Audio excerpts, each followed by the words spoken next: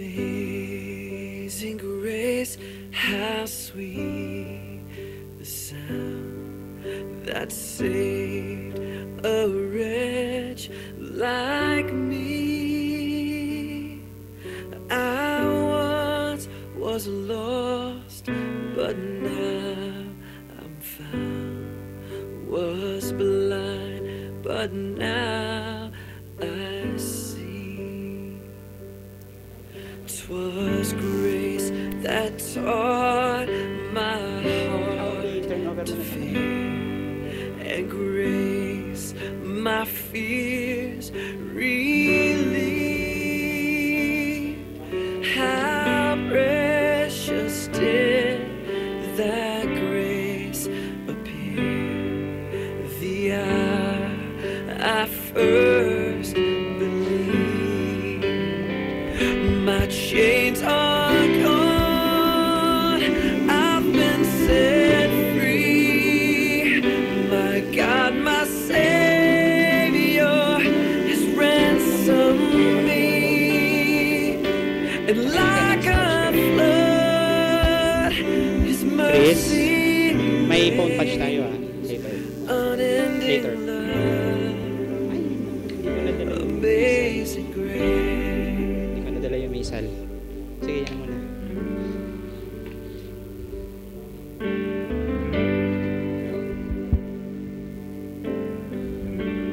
Hello. The Lord has promised. Okay, isang mapagpalayang araw po sa ating lahat, lalo't higit sa ating mga taga-subaybay na mula sa lahat ng sulok ng bansa at ng mundo, at ang ating mga kababayan na OFWs. Ako po ang inyong lingkod, Reverend Father Emerson Beriones, at ito po ang Boses ng Kabataan. At bago po tayo magpatuloy sa ating programa ngayong hapon, nais ko pong maghatid ng pagbati sa ating mga taga-subaybay, lalo na po sa aking pamilya, kay Mamita, kay Sister Irene, at sa aking unika iha na si Maria Emerin.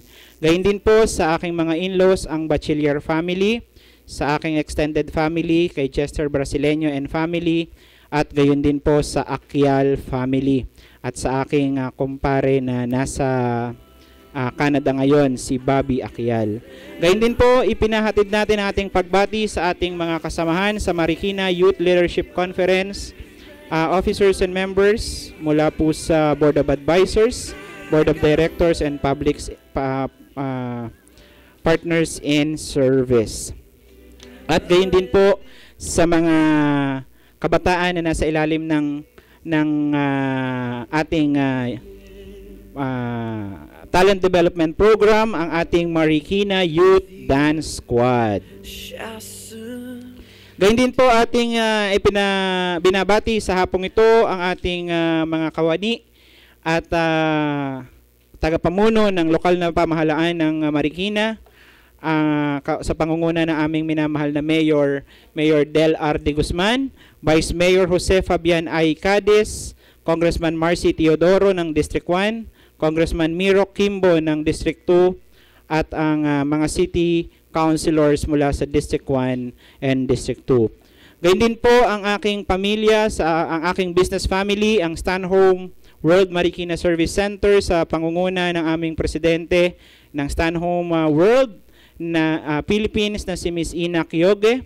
Gayun din ang aming operator ng Marikina Service Center, si Mr. Phil Elmer Kimpo, at ang aming operations manager na si Mr. Moriel Carillon. Gayun din po ang aming trainer ng masipag at napakagandang si Ms. Laika Rodrigo, kasama ang aming mga staff sa office na sina Miss Ethel at si Miss Michelle. Gayun din ang aking manager na si Miss Mayet Robles, ang aking minamahal na si Nanay Juliet, at ang lahat ng aming mga kasamang independent supervisors and managers. Go, go, go mga Stanhome ka-business natin dyan. At gayon din po ang ating mga kamag-anak, kaibigan at taga-subaybay mula sa iba't ibang panig ng mundo. Ang aking mga relatives mula sa Winnipeg, Canada, ang Abrenica family, gayon din ang Contreras at Garcia family. Muli sa aking kumpare na si Bobby Aquial na nasa Winnipeg, Canada. Gayon din sa aking kaibigan na si Billy Joel Season, sa aking best friend at childhood friend na si Christine Garcia na nasa Hong Kong ngayon, no?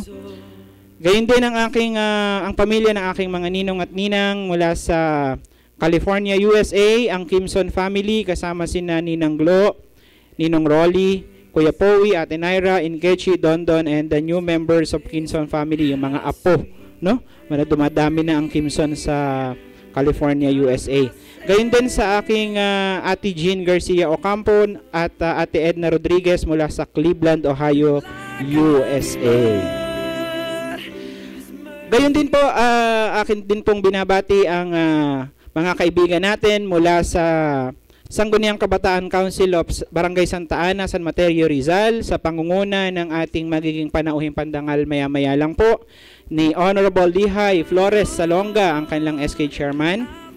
At gayon din po ang mga SK Kagawad na nakasubaybay po sa oras na ito, si Nakagawad SK Kagawad Joan Frojas, SK Kagawad Annalyn Bersosa, SK Kagawad Lea Reboho, and SK Kagawad Karen Santiago, SK Kagawad Geraldine Valdosa, SK Kagawad Maribeth Balmaceda, at gayon din, last but not the least, si SK Kagawad Danica Diaz. Mukhang puro babae sila, no? Isa lang ang lalaki sa kanila. The only thorn among the roses. At gayon din po ang aking GQCI family sa pangunguna ng aming chairman na si Mr. Geoffrey Quezon, gayon din kay Mr. John Luis de Guzman, Miss Melissa Gomez, Attorney Steve Salonga, ang susunod na gobernador ng lalawigan ng Rizal, gayon din sa aming isang kaibigan na barangay captain ng Barangay Tumana, si Kapitan Sifred A. Ancheta. At special mention po sa mami ng aming chairman na si Tita Prime Quezon, no? At gayon din po, get well soon po sa kapatid ng aming chairman na si Gino Quezon. Yan. At ngayong hapon po mga taga-subaybay, hindi po natin matutunghayan ang ating gospel reading dahil po sa ating pagmamadali ay nakalimutan natin ang libro kung saan mabasahin natin ang ebanghelyo nung nakaraang linggo, no? Pero sa susunod na linggo po, sa susunod na Miyerkules at ang tabayanan po ninyo ay ibibigay natin ang ebanghelyo para naman sa ikatlong linggo o ikaapat na linggo ng Kwaresma. Yan, ano? At bago po tayo magpatuloy, magbabalik po ang boses ng kabataan. Tunghayan po natin ang ilang mga paalaala. Lumalaki ang pamilya, kailangan mas malaking bahay. Umaasenso, kailangan mas magandang bahay. Kailangan pag-ibig. May magandang balita ang pag-ibig. Dinoble ng pag-ibig ang housing loan nyo. Ngayon, 6 million na. Mula sa dating 3 million, na doble sa 6 million. At ang interest rate, ang baba na. Higit sa 30% ang ibinaba. Kasabay nyo ang pag-ibig sa pagganda ng inyong buhay. Sa pag-ibig, ang pinaghirapan may katuparan. My business was small, but one bank saw my potential. This used to be idleland. Until one bank helped transform my business. Chris, yun na audio. I've worked here for many years now. But one bank was my link to home. I knew I was in good hands with the best bank. Leading the industry then, till now. No matter who we are, no matter where we are. You take care of our money as if it were yours. 50 fruitful years. And we've only just begun. You're in good hands. We've not Kuya, member ka ba ng PhilHealth? Aba, dapat alam mo to. May bagong case rates ang PhilHealth para sa piling medical and surgical cases. Dengue, pneumonia, asthma, hemodialysis, at marami pang iba. Sa bagong PhilHealth case rates, tiyak ang makukuha ang benepisyo ng member. Wala nang mahabang computation. Empowered pa ang miyembro. Oh, ayos ka ba dyan, kuya? Taga PhilHealth ako pare. Ako ang nagsabi sa inyo kanina eh. Alamin ang kumpletong case rates ng PhilHealth. Tumawag na sa 441-7442. Kuya, member ka ba ng PhilHealth? Aba, dapat alam mo.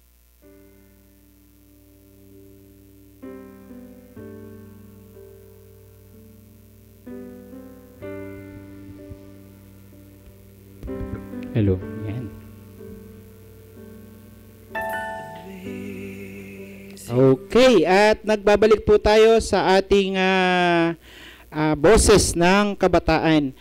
At sa ilang saglit po ay matutunghayan ninyo ang ating panayam para sa mula po sa ating Office of the Vice Mayor ng City of Marikina, kung saan sila po ay nagkaroon ng isang proyekto kamakailan noong nakaraang Biyernes po.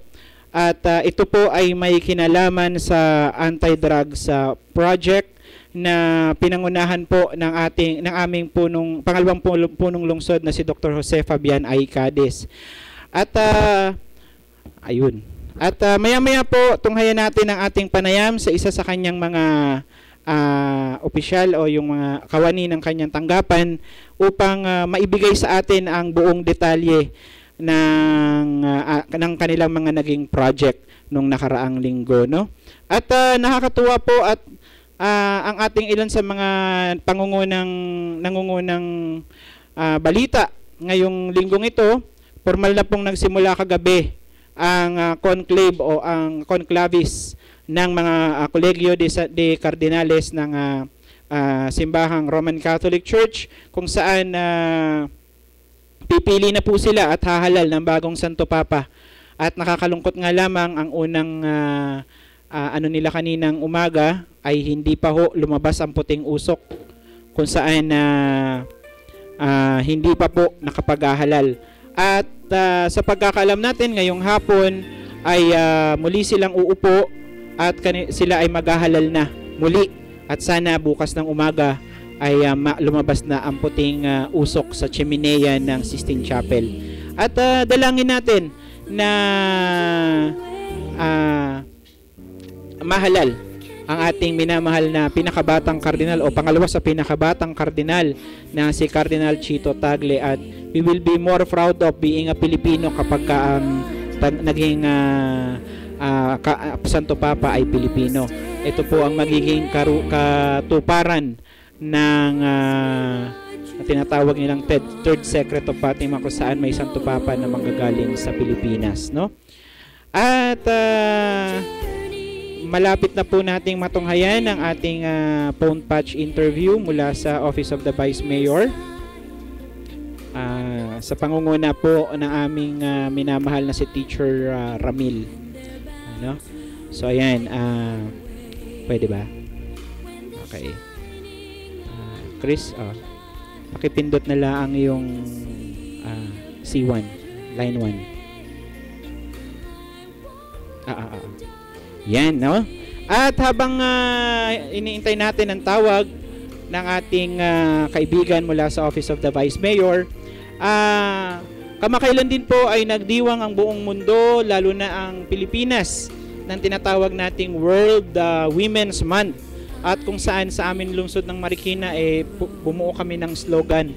Sabi ng city government, no? We support equality between women and men. So nakakatuwa pong isipin na hindi lang po lalaki ang makikita natin na sa nagtatrabaho o gumagawa ng mga mabibigat actually na mga trabaho, kundi ang ating mga kababaihan, ano? At malaking aspeto po ito na makita ng mga kabataan natin na ang kanilang mga nanay ay may mahalagang panuntunan o mahalagang role sa kanilang pamilya, no? At kaliwat kanan po ang mga proyekto na may patungkol sa ating mga kababaihan. At ang ating kakampi online, balita ko magkakaroon yata ng isang malaking event sa darating na linggo sa OWA, no? Tama ba ako, Chris? O, ayun, magkakaroon tayo ng malaking event sa linggo kung saan magre-record yata tayo ng isang napakalaking aerobics, no? No? Nakakatuwang isipin mag-aerobics ang mga nanay. Okay na ba, sir?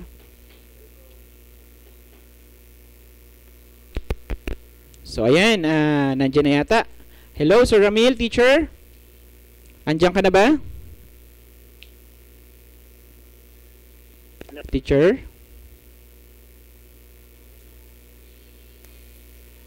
Yan. Habang inaayos natin ang ating phone patch, andiyan na ba? Nako, mukhang nababiyahe si Teacher Ramil. No? Marami hong naging mga proyekto ang aming Office of the Vice Mayor sa Marikina kung saan sila ang punong tagapamahala ng anti-drug sa SAR sa buong lungsod. At nakakatuwa po ang mga kabataan na inihimok nilang ipakita ang mga talento sa pamamagitan ng kanilang ginawang talentadong kabataang Marikenyo Grand Finals o Grand Finale. Okay? Andiyan na po sa Teacher Ramil. Magandang hapon po. Teacher, nandiyan ka na ba?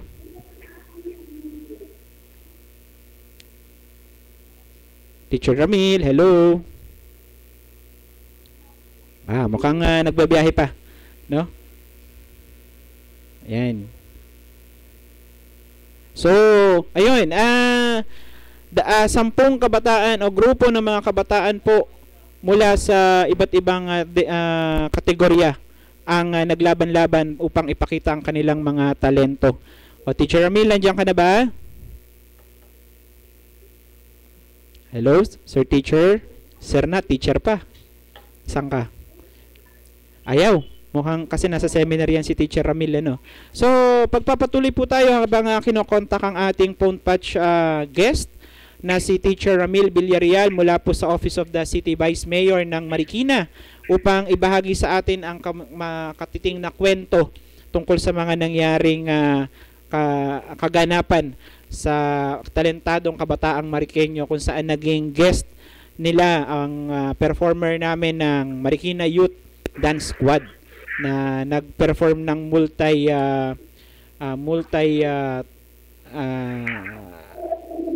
iba't ibang klaseng sayaw. Okay? On the air na ba si Teacher Ramil? Hello, Teacher Ramil. Hello, good afternoon. Yes, Teacher Ramil, nandiyan ka na? Hello, Teacher Ramil, magparamdam ka. Hello? Hello, Teacher Ramil. Magandang hapon, Teacher Ramil. Naririnig mo ba ako, Teacher Ramil? Teacher Ramil, magparamdam ka.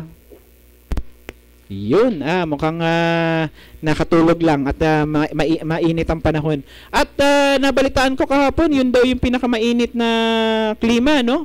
Teacher Ramil, nandiyan ka na? Yes, good afternoon, Teacher Ramil.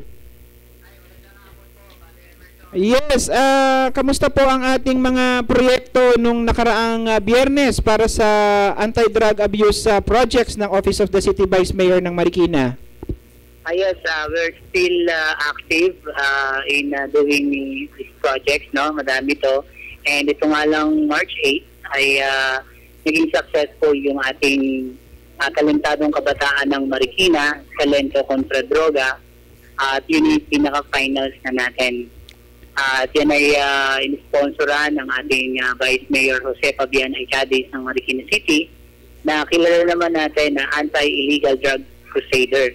Yan, together with Mayor Del and Congressman Marcy and Congressman Miro Kimbo and the rest of the 6 city councilors. Yes, yan. Maganda yan, ano? Meron pa ba tayong mga paparating na project this coming weeks bago tayo mag-election ban?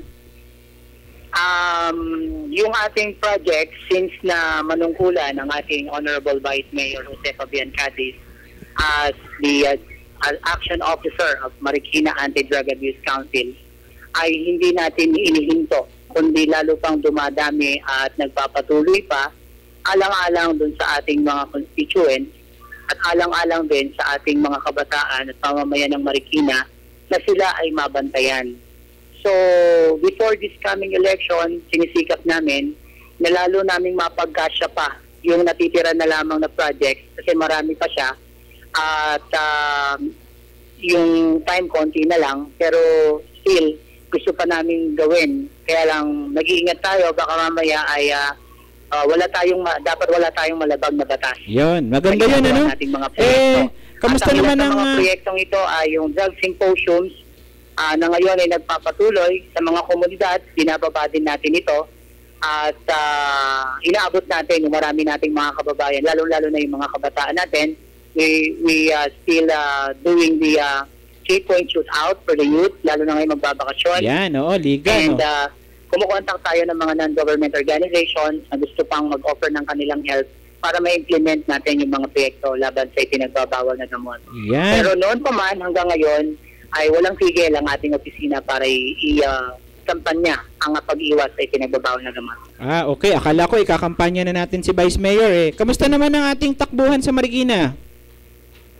Come again. Kamusta ang takbuhan natin dyan sa Marikina? Ang takbuhan natin, kamusta? So far okay naman tayo dito sa Marikina, yung ating serbisyo sa mga tao na ginagawa ng ating ikalawang punong lungsod at ng City Government of Marikina sa patnubay ng kanilang syempre ng mahal na Pangulong Benigno Aquino III. Ang daang matuwid ay patuloy nating naibibigay sa mga Marikenyo, which we know na satisfied naman yung mga tao sa nakikita natin because all of the services na kailangan, kahit yung mga pangunahin at yung mga basic, ay nasasakop lahat ng 7K program ng ating Mayor Del na sinusundan naman ng ating Vice Mayor Stephen Cati. Yan, sige. At alam ko medyo naabala kita.